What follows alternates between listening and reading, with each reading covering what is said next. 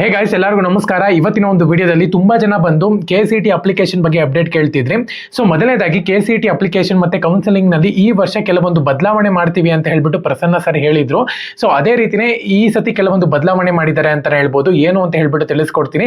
ಇನ್ನು ಚಾನಲ್ಗೆ ಸಬ್ಸ್ಕ್ರೈಬ್ ಮಾಡ್ಕೊಂಡಿಲ್ಲ ಅಂದ್ರೆ ಸಬ್ಸ್ಕ್ರೈಬ್ ಮಾಡ್ಕೊಂಡು ಪಕ್ಕದಲ್ಲಿರುವಂತಹ ಒಂದು ಬೆಲ್ ಐಕಾನ್ ಕ್ಲಿಕ್ ಮಾಡೋದು ಮರಿಬೇಡಿ. ಸಬ್ಸ್ಕ್ರೈಬ್ ಮಾಡ್ಕೊಳ್ಳಿ. ಏನಕ್ಕಪ್ಪ ಅಂದ್ರೆ ಡೈಲಿ ಇದೇ ತರನೇ ಯೂಸ್ಫುಲ್ ಆಗಿರುವಂತಹ ಒಂದು ಕಂಟೆಂಟ್ ನಮ್ಮ ಚಾನಲ್ ಅಲ್ಲಿ ಫ್ರೀ ಆಗಿ ಸಿಗುತ್ತೆ. ಅದಕ್ಕೋಸ್ಕರ ಸಬ್ಸ್ಕ್ರೈಬ್ ಮಾಡ್ಕೊಳ್ಳಿ. ಬನ್ನಿ ವಿಡಿಯೋನ ಸ್ಟಾರ್ಟ್ ಮಾಡೋಣ ಅಂತ.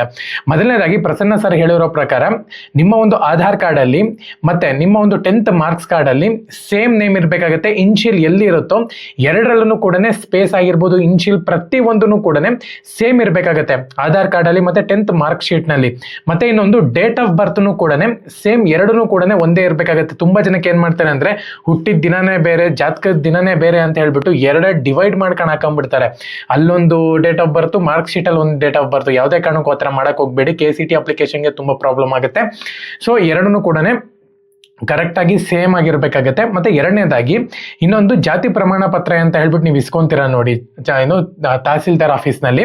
ಸೊ ಆ ಜಾತಿ ಪ್ರಮಾಣ ಪತ್ರದಲ್ಲಿ ಎಲ್ಲ ಡಾಕ್ಯುಮೆಂಟ್ಸ್ ಕೂಡ ನೀವು ಇಟ್ಕೊಂಡಿರ್ಬೇಕಾಗುತ್ತೆ, ಒರಿಜಿನಲ್ ಕಾಪಿ. ಮತ್ತೆ ಇನ್ನೊಂದು ನಿಮ್ಮ ತಂದೆ ಹೆಸರು, ತಾಯಿ ಹೆಸರು, ನಿಮ್ಮ ಹೆಸರು ಎಲ್ಲನೂ ಕೂಡ ಕರೆಕ್ಟ್ ಆಗಿರ್ಬೇಕಾಗುತ್ತೆ. ಇವಾಗ ಆಧಾರ್ ಕಾರ್ಡ್ ಅಲ್ಲಿ ಆಗಿರ್ಬೋದು, ಮತ್ತೆ ಮಾರ್ಕ್ ಶೀಟ್ ಅಲ್ಲಿ ಡೇಟ್ ಆಫ್ ಬರ್ತ್ ಆಗಿರ್ಬೋದು, ಜಾತಿ ಪ್ರಮಾಣ ಪತ್ರದಲ್ಲಿ ಆಗಿರ್ಬೋದು, ತಂದೆ ಹೆಸರು, ತಾಯಿ ಹೆಸರು ಮತ್ತೆ ನಿಮ್ಮ ಒಂದು ಆಧಾರ್ ಕಾರ್ಡ್ ಅಲ್ಲಿ ತಂದೆ ಹೆಸರು ಪ್ರತಿ ಒಂದನ್ನು ಕೂಡ ಎಲ್ಲಿ ಇನ್ಶಿಯಲ್ ಎಲ್ಲಿರುತ್ತೋ ಅಲ್ಲೇ ಇರಬೇಕಾಗತ್ತೆ, ನೇಮ್ ಎಲ್ಲಿ ಇರಬೇಕಾಗುತ್ತೋ ಅಲ್ಲೇ ಇರಬೇಕಾಗತ್ತೆ.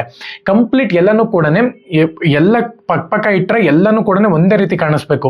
ಸೊ ಹಂಗಾಗಿ ಯಾರು ಕೂಡ ದುರುಪಯೋಗ ಪಡಿಸ್ಕೋಬಾರ್ದು ಅಂತ ಹೇಳ್ಬಿಟ್ಟು ಈ ಒಂದು ಅಪ್ಡೇಟ್ನ ತಗೊಂಡ್ಬಂದಿದ್ದಾರೆ ಅಂತಾನೆ ಹೇಳ್ಬೋದು.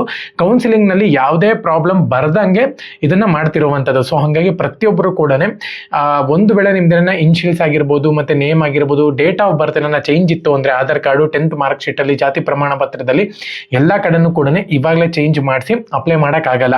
ಮತ್ತೆ ಇನ್ನೊಂದು ಆಧಾರ್ ಕಾರ್ಡ್ಗೆ ಯಾವ ಒಂದು ಮೊಬೈಲ್ ನಂಬರ್ ಲಿಂಕ್ ಇರುತ್ತೋ ಆ ಒಂದು ಮೊಬೈಲ್ ನಂಬರ್ಗೆ ಲಾಗಿನ್ ಆಗುತ್ತೆ ಅಂತಾನೆ ಹೇಳ್ಬೋದು.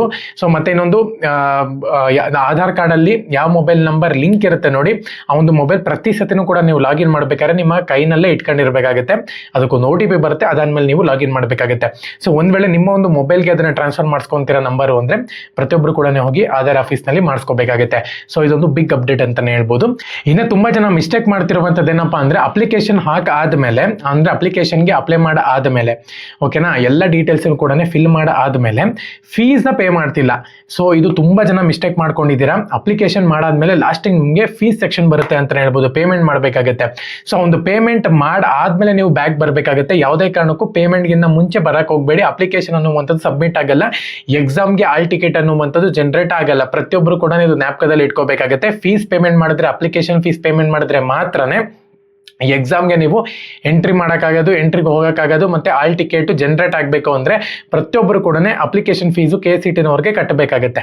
ಇಷ್ಟು ಅಪ್ಡೇಟ್ ಅಂತಾನೆ ಹೇಳ್ಬೋದು. ಇದ್ರಲ್ಲೇನಾದ್ರು ಡೌಟ್ ಇತ್ತು ಅಂತ ಹೇಳೋದಾದ್ರೆ ಖಂಡಿತವಾಗ್ಲೂ ಕೂಡ ಕಮೆಂಟ್ಸ್ ಮಾಡಿ, ಎಲ್ಲರಿಗೂ ಕೂಡ ರಿಪ್ಲೈ ಮಾಡ್ತೀನಿ. ಓಕೆನಾ, ಎಲ್ಲರಿಗೂ ಕೂಡ all the best. Jai Hind, Vande Mataram.